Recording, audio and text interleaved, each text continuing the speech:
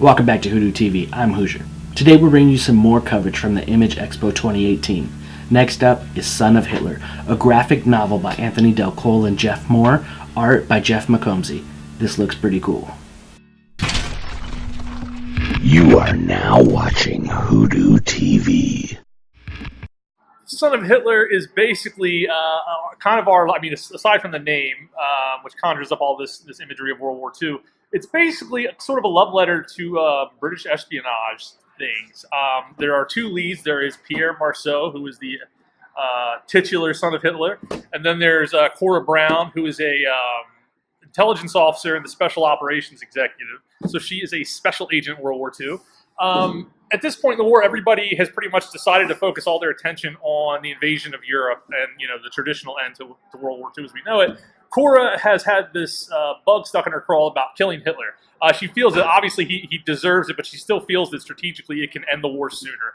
So this is sort of her hobby, and she's able to kind of come across this tidbit that Hitler had a son while he was stationed in France during World War I, and she's able to track the kid down. And it turns out the kid is actually exactly what she's looking for in terms of somebody who's a little violently antisocial, who has a gigantic daddy complex. And what makes her plan unique is that, historically speaking, there was, I think at this time, 22 attempts on Hitler's life, and they all failed for various reasons. She believes it's because they were too complicated. She has I don't know if it's an original idea at the time, but sort of the lone nut, the lone gunman.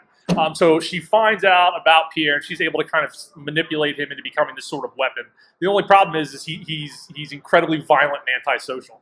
So she kind of bites off more than she can chew, but it ends up being more or less just what the doctor ordered. So.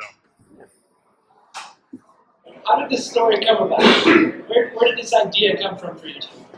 Well, the third collaborator, who unfortunately is not here today, Geoff Moore, he's Canadian as well, as I am. We were sitting around in a coffee shop in Toronto one day, just kind of throwing around ideas, and he said, there was this rumor once that Adolf Hitler fathered a son during, while he was stationed in France in World War I. And so all of a sudden, I was like, what?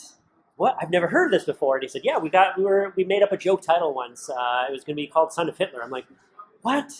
And so, yeah, it's just one of those moments where it was one of those ideas that I could just see immediately.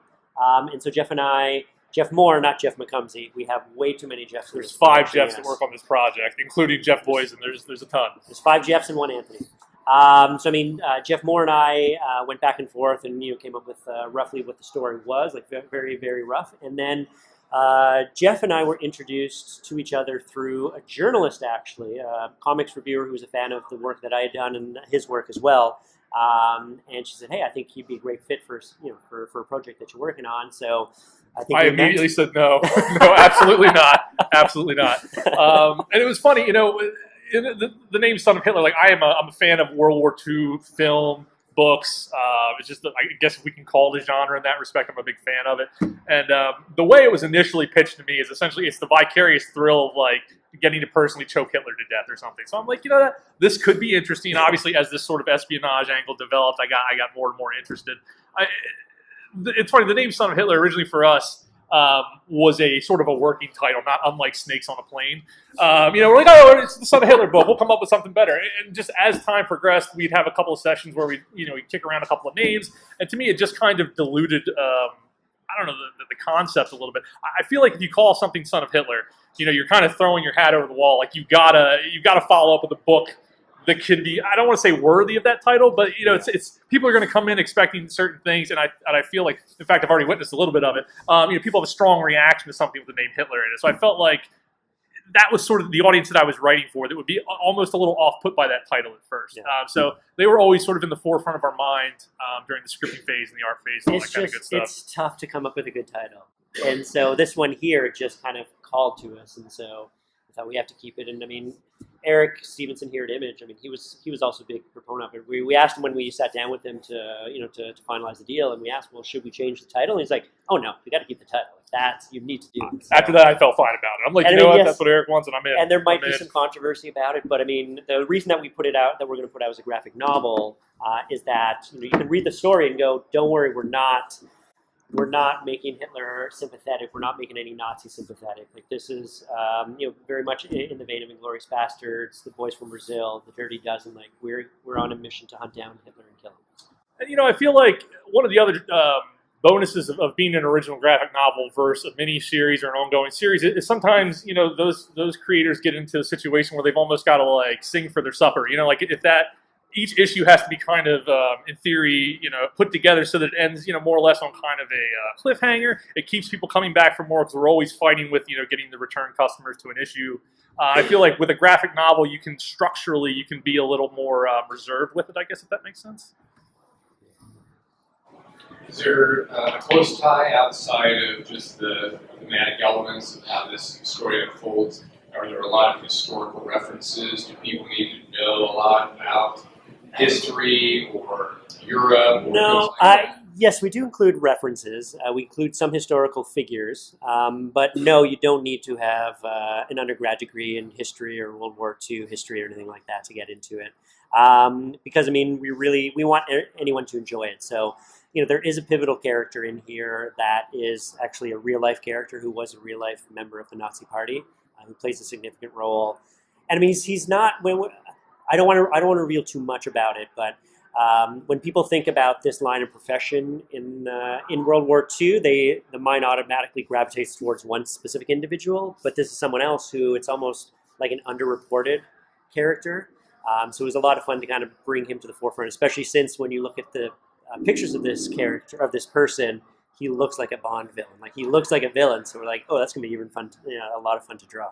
Yeah, I think the challenge with something that I had read years and years ago, Quentin Tarantino had said about Inglourious Basterds, is that he, obviously it's a World War II story, but he didn't want to get caught up in essentially let's refilm the D-Day invasion, or let's refilm, half a dozen other different famous battles, So essentially, what happens when you kind of stay away from those big historical beats? You get to kind of craft something that's unique and original to something that is very, very well tread. So by staying away from sort of those bigger points in history, I think it allows for a few more surprises, I guess would be the best way to put it. From the art you guys showed up at the Expo was that painted illustration. Is that something new for you? Because you said you would normally, you don't usually use the paint. So originally I went to art school. I graduated in 2005 from Pennsylvania College of Art and Design. You're dating yourself. I am. I'm married. It doesn't matter. And boring too. So essentially I had originally graduated as an illustrator, right? I was going to do editorial portraiture, and comics just happened to be something where you could really just start telling stories and be a cartoonist, be a creator. So I gravitated towards comics, and obviously you can't, genuinely, usually you have to be working in pen and ink if you're an artist in comics. So I did that, and I've done that. I enjoy doing pen and ink stuff. I've thought about this question. I don't really have an answer. I remember sitting down to do the first couple pages of ink. You've never seen these. And I was like, I don't like this. This sucks. So I was like, I'm going to try that pencil and paint thing I used to do. I did a few pages and sent them to Anthony and Geoff. And they're like, yeah, this is great. And it's been a whole lot of fun. I just feel like that type of sort of illustrative approach to comics allows me to focus on things like atmosphere. Not that other comic artists don't, but in particular, I think just for the moodiness of this particular story, focusing on atmosphere and framing, and because it's essentially monochromatic, you can really, if you look at like your old like Twilight Zones, some of the more classic World War II movies, they're absolute masterpieces of using values and compositions. So I wanted to focus as much on that as possible. And I knew that it would just be way too much work for me to literally individually color every page on top of drawing every page. So this was sort of I wouldn't say, can you make a compromise with yourself? I'm not sure, but essentially, yeah, this is kind of the best of both worlds for me. But yeah, no, so I digitally paint stuff. I also do traditional pen and ink stuff. I color comics. I came up from, I call it capital DIY comics. So like if you wanted something lettered or colored, like you had to do it yourself. So I'm decent at all of those things. Not great. I'd like to think I'm great at maybe one of them, but I've learned enough to where I can approach different stories with some different styles. And I've also done a lot of anthology stuff, so that's allowed me to kind of like experiment a little bit here and there and kind of find out what works for different story types. Given the concept of the story, obviously I'm guessing that there's not going to be a follow-up. Were there places while you were working on it where you thought, man, this could really go in a different direction for me, or were you guys pretty focused and had this thing fleshed out? For the majority of the development of it, we actually were aiming towards the bunker. Like the story was going to end in the bunker. It was actually going to be the unofficial story or the real story of what actually happened in there. And then, I don't know, what was it, maybe about a year ago? Mm-hmm. Maybe about a year ago when we were just doing some brainstorming about the story. And then one of us just kind of threw out, hey, what if this happened? And I mean, I was kind of inspired by a bunch of things that have happened across the world in the last 18 months. And so all of a sudden we picked up on it. It's like, oh my God, that's amazing. So the bunker is not the ending anymore. The bunker is, if you were talking, a 3-act structure, that's the end of the second act. And then, what happens in the bunker then spins it off into a completely different direction, which to me it's what makes it more pertinent today, or, it's not just a historical story at that point. All of a sudden it starts to talk about society today. And I can't really reveal too much of it for fear of spoiling it, but. Yeah, and I remember it was a huge boom when we kind of all collectively decided that the bunker shouldn't be the end of the story. I just feel like immediately when you're reading this, and we more or less kept to history as we know it, or those that know it, and then you realize like, oh no, there's another 75 pages after what we know has happened. So I mean, hopefully it'll be exciting for the reader as well. Obviously the content seems pretty aggressive. The storytelling. There's a lot of stuff there. Have you guys had anyone say, okay, this is a over 14 book or over 18 book, or does that even play into it? I don't think so. I mean, I don't remember there ever being any direction from Image. I mean, I think when Anthony pitched it to Eric, they were pretty much, Son of Hitler, guy getting choked on the cover. I'm pretty sure that he was, he brought it on essentially as a mature title at least. And they've never, exercised what I would call like editorial control over tone or anything like that. Which is awesome. Yeah, absolutely. Yeah, from the very beginning, we'd always use Inglourious Bastards as a reference point, and I mean that's a hard R right there. So we knew that this is going to be something with a lot of violence, a lot of blood, some nudity, all kinds of weird stuff happening, and we kind of wanted to lean into that. Hey, if you like this video, be sure to hit the like button below. There's also that subscribe button down there too. Make sure you punch that. We'd appreciate it. Follow us at Twitter at WhoDooTV, also on Facebook. Yeah, and we'd like to thank our friends over at OutrightGeekery.com. Be sure to check them out. They got all sorts of nerdy stuff on there. Links down in the description. Thank you for watching WhoDooTV. We appreciate you guys.